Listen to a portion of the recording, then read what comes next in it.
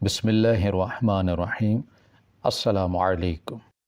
میرا رشتہ ایک بہت بڑے گھر میں ہوا تھا، لیکن میری ساس نے رشتے سے پہلے ایک شرط رکھی تھی کہ مجھے ہر ماہ اس کے لیے 3 رضائیاں بن کر دینی ہوں گی، اور جب تک شادی نہ ہو جاتی میں یہ کرتی رہوں گی۔ مجھے یہ بات بڑی عجیب لگی، لیکن وہ لوگ بہت امیر تھے، اس لیے میری اماں نے حامی بھر لی۔ میری ساس جو رضائیاں لے کر جاتی تھی وہ لاکھوں میں بک جاتی تھیں، اور ہر طرف یہ مشہور تھا کہ ایک رضائی کو اوڑھنے سے 80 سالہ بوڑھا بھی جوان ہو جاتا ہے۔ میں بہت حیران تھی۔ ایک دن میں نے رضائی بن کر اپنے اوپر لی اور سو گئی۔ ابھی سوئے کچھ دیر ہی گزری تھی کہ مجھے ابھی کچھ دیر پہلے اس راز کا علم ہوا تھا جس سے میری زندگی تباہ ہوتے ہوتے بچ گئی تھی۔ میری ماں اور میری ساس کی ملی بھگت آج میرے سامنے آ گئی تھی، اور میں یہ سوچ رہی ہوں کہ کیا بیٹی کی ماں بھی ایسی ہوتی ہے جیسی میری ماں ہے۔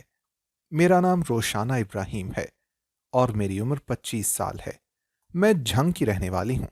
میں ابھی چھوٹی سی تھی جب سے میں نے اپنے گھر میں بڑی غریبی والی زندگی دیکھی تھی۔ میرے بابا ایک مسجد میں مولوی تھے۔ ان کی کمائی سے گھر کچھ خاص نہیں چل پاتا تھا۔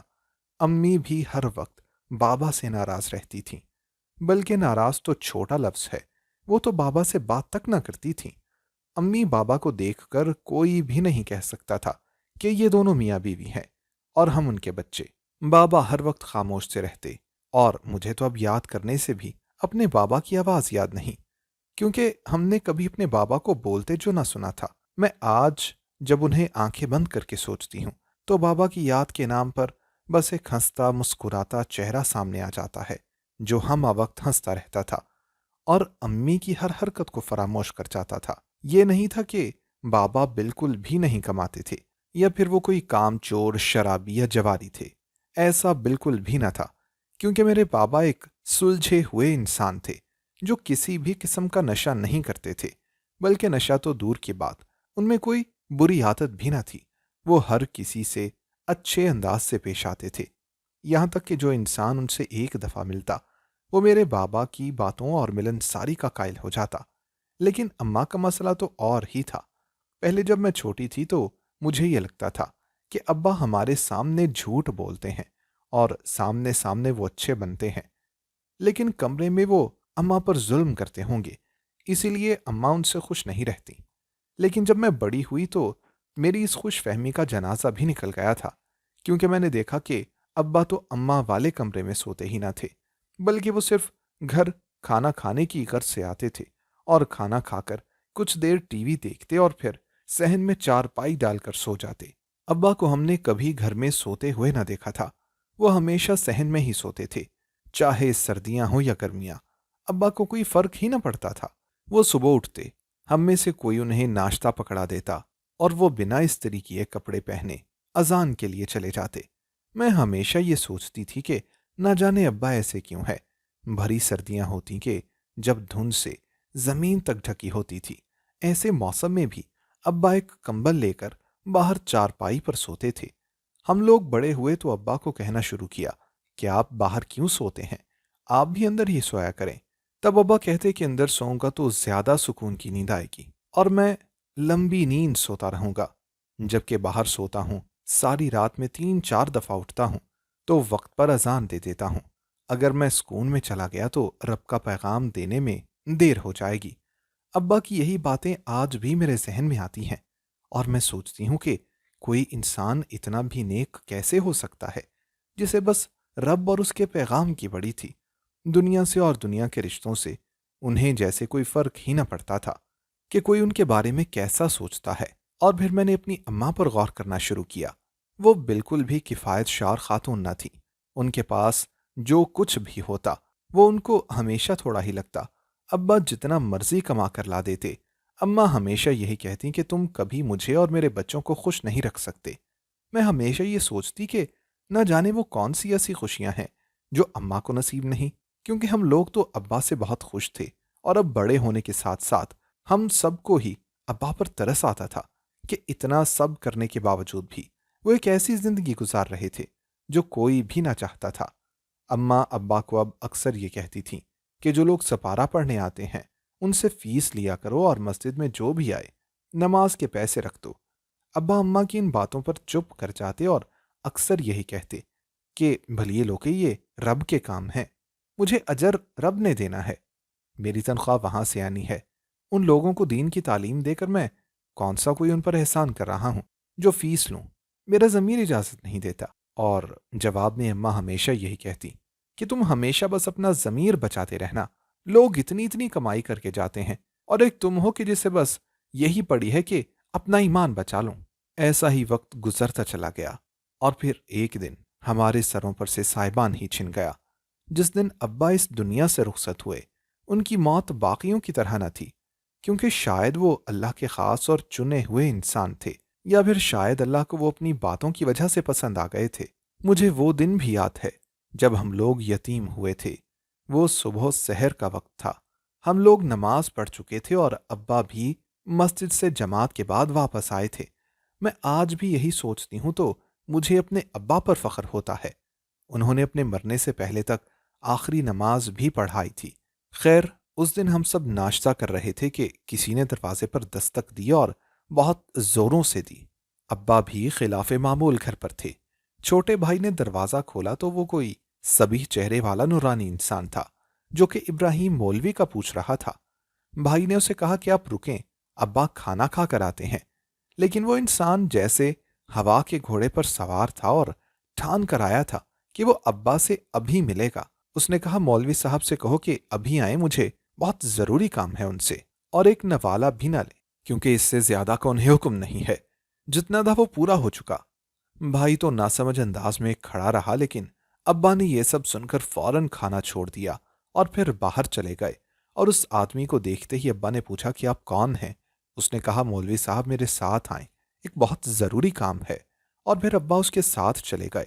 ٹھیک آدھے گھنٹے بعد محلے میں شور مچ گیا تھا کہ مولوی ابراہیم انتقال کر گئے ہیں۔ ہم سب لوگ تو اس وقت حیران پریشان تھے کہ آخر ایک دم ابا کیسے چلے گئے؟ ابھی تو وہ بالکل ٹھیک ٹھاک تھے اور مجھے چائے بنانے کا کہہ کر گئے تھے، تو پھر کیسے چلے گئے؟ ہمیں شک تھا کہ اس انسان نے ابا کو قتل کر دیا ہے، اس لیے سب لوگ اسے ڈھونڈنے لگے۔ لیکن گلی کے کونے میں موجود انکل نے کہا کہ میں نے مولوی صاحب کو دیکھا تھا جب وہ گلی سے نکل رہے تھے، لیکن وہ تو بالکل اکیلے تھے۔ گاؤں کے حکیم نے بھی تصدیق کر دی تھی کہ یہ موت قضائے الہی سے ہی آئی ہے، کوئی بھی کسی بھی قسم کا ہتھیار یا پتھر جسم پر کوئی نشان نہیں تھا۔ ہم سب کا آج بھی یہ ماننا ہے کہ وہ کوئی انسان نہیں بلکہ فرشتہ تھا جو ابا کو لینے کے لیے آیا تھا۔ مگر مجھے آج بھی ایک چیز کا دکھ ہے کہ ابا نے اس دن زندگی میں پہلی مرتبہ اچھا ناشتہ ہم سے بنوایا تھا، جو ان کا آخری ناشتہ تھا، اور انہیں اسے کھانے میں سے بس ایک لقمہ ہی نصیب ہوا تھا۔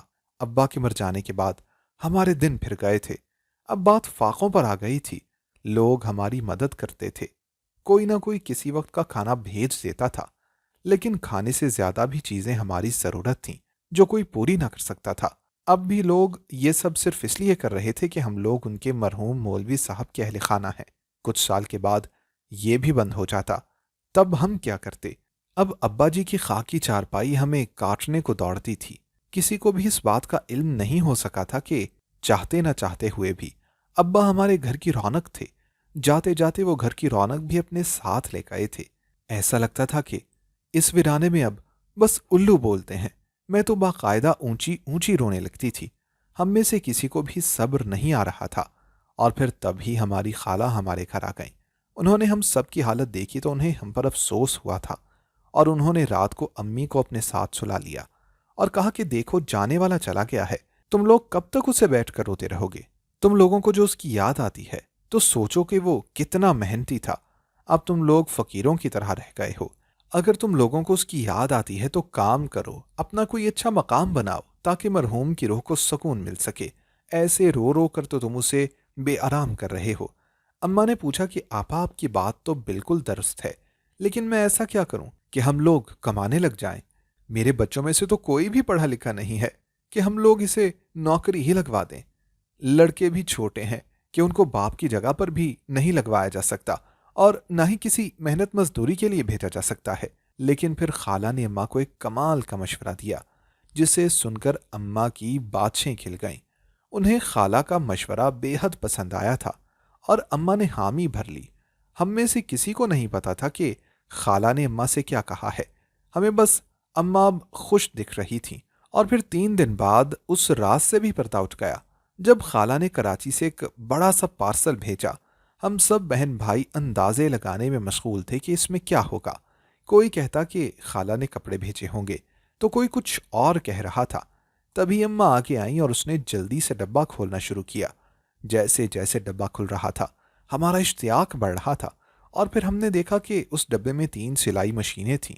हमें कुछ हद तक मायूसी हुई थी, और साथ में बेतहाशा अनसिले कपड़े और धागे थे, लेकिन लग नहीं रहा था कि वो हमारे लिए हैं। तब हमें ये पता लगा कि खाला ने अम्मा को क्या मशवरा दिया था। उन्होंने कहा था कि तुम अपनी बेटियों को भी सिलाई कढ़ाई सिखाओ और फिर अच्छे अच्छे नमूने बनाकर मुझे कराची भेज देना। मैं इन्हें वहां बेच दूंगी और फिर तुम लोगों का रोजगार लग जाएगा। गांव के लोग भी तुम लोगों से सिलाई करवाएंगे, तो तुम लोग किसी के मोहताज ना रहोगे। मुझे भी ये मशवरा बहुत पसंद आया था, और मैंने अम्मा से कहा कि हमें जल्दी ये काम शुरू कर देना चाहिए, क्योंकि अब्बा की बरसी के बाद तो कोई भी खाना नहीं भेजेगा। तब तक हमें अपने पैरों पर खड़ा होना होगा। अम्मा भी अब इस बात से मुत्तफिक थीं, और फिर उन्होंने हम बहनों को सिलाई सिखाना शुरू की। छोटे भाई भी हमारे साथ मदद करवाते थे, और फिर 2 महीने बाद ही हम लोग बेहतरीन किस्म के सूट सिलाई करने लगे थे। एक दिन छोटे भाइयों को अम्मा ने एक एक जोड़ा पकड़ाया और कहा कि जाओ सब घरों के दरवाजे खटखटाओ और दिखाओ कि ये हमने सिए हैं। अगर किसी को सिलवाना हो तो वो हमारे पास आए।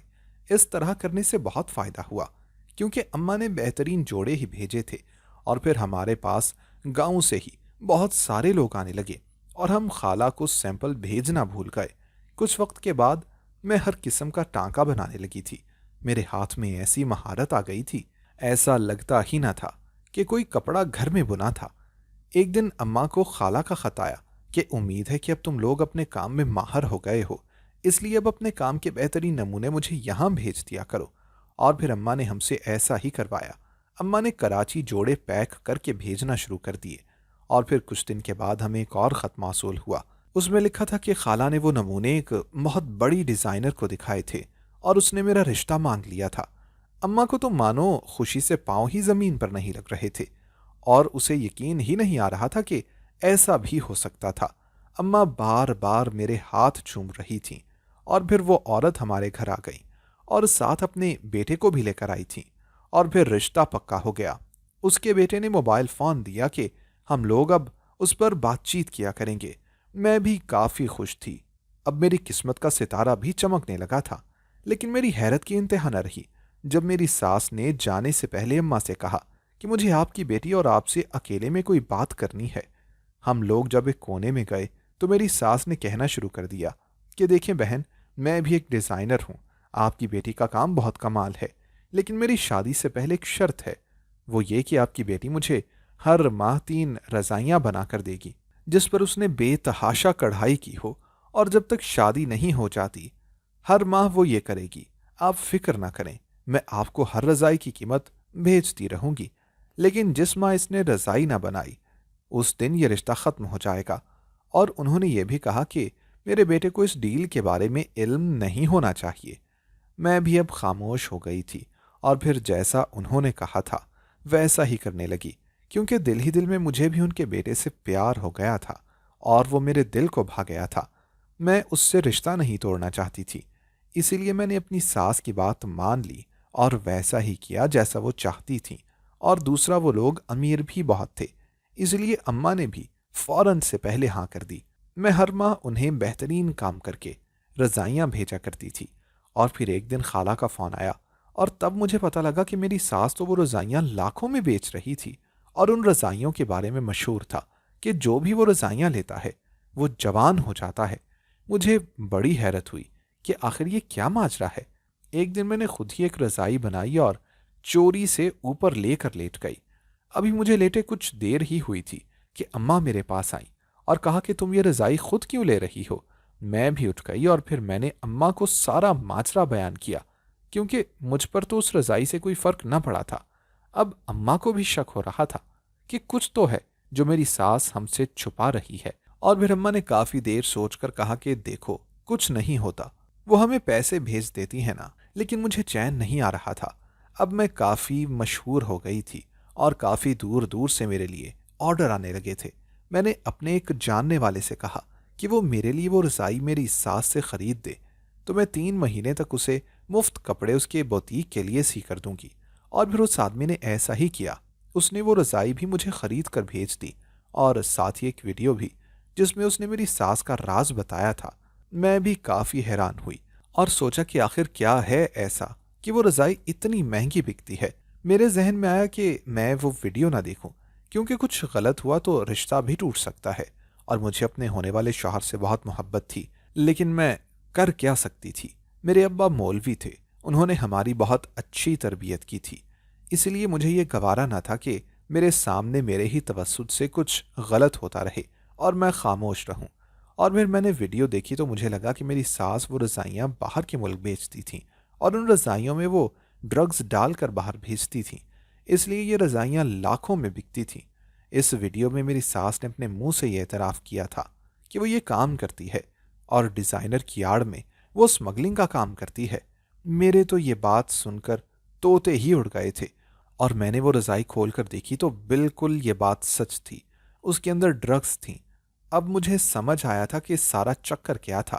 ساس مجھ سے کام کرواتی تھیں تاکہ کام بھی بہترین ہو اور کسی کو شک بھی نہ ہو، اور اگر کل کو وہ پکڑی بھی جائیں تو الزام بھی مجھ پر آئے، کیونکہ یہ کام تو میں ہی کیا کرتی تھی۔ مجھے ایک دم شدید دکھ ہوا تھا کہ میں نے جن کی اتنی دل سے عزت اور احترام کیا تھا اور انہیں اپنی ماں کی جگہ دی تھی، لیکن انہوں نے میرے ساتھ کیا کیا۔ اس لیے سب سے پہلے میں نے فیصلہ کیا کہ احمر کو رشتے سے انکار کر دوں گی، کیونکہ میں ان مجرموں کے ساتھ نہیں رہ سکتی تھی۔ اور پھر میں نے احمر کو فون کیا اور اسے انکار کر دیا۔ مجھے معلوم تھا کہ جب اس کو میرے انکار کی خبر ملے گی تو وہ بہت روئے گا۔ اس کی کال دیکھ کر میں چونک گئی تھی، مگر لب بھینچ کر موبائل کی چنگھاڑتی لہروں کا گلا گھونٹ دیا۔ میں آپ کے بنا نہیں رہ پاؤں گا، سسکتے بلکتے ہوئے اس نے کہا تھا۔ چند دن کی بات ہے، مجھے بھول جائیں آپ، میں نے آہستگی سے کہا، کیونکہ اس کی دیوانگی سے میں آشنا تھی۔ میں مر کر بھی نہیں بھول سکتا آپ کو، آپ عشق ہے میرا، وہ روتے ہوئے کہہ رہا تھا۔ اتنا مضبوط مرد رو رہا تھا تو مجھے دکھ ہو رہا تھا، کیونکہ اس کو میں نے ہمیشہ ہنستے مسکراتے اور خوش رہتے ہی دیکھا تھا۔ دل سے دعا مانگی کہ کاش میں اس کی محبت نہ ہوتی۔ یہ سب کتابی باتیں ہیں، کوئی کسی کے بنا نہیں مرتا، آپ کوئی بہت اچھی لڑکی ڈیزرو کرتے ہیں۔ میں نے گہری سانس اندر کھینچی۔ مجھے آپ چاہیے، آپ سے اچھی کوئی نہیں، میں آپ کو حاصل کر کے رہوں گا، میری بچپن کی محبت ہے آپ۔ اس کا یہ ضدی لہجہ مجھے بہت غصہ دلاتا تھا۔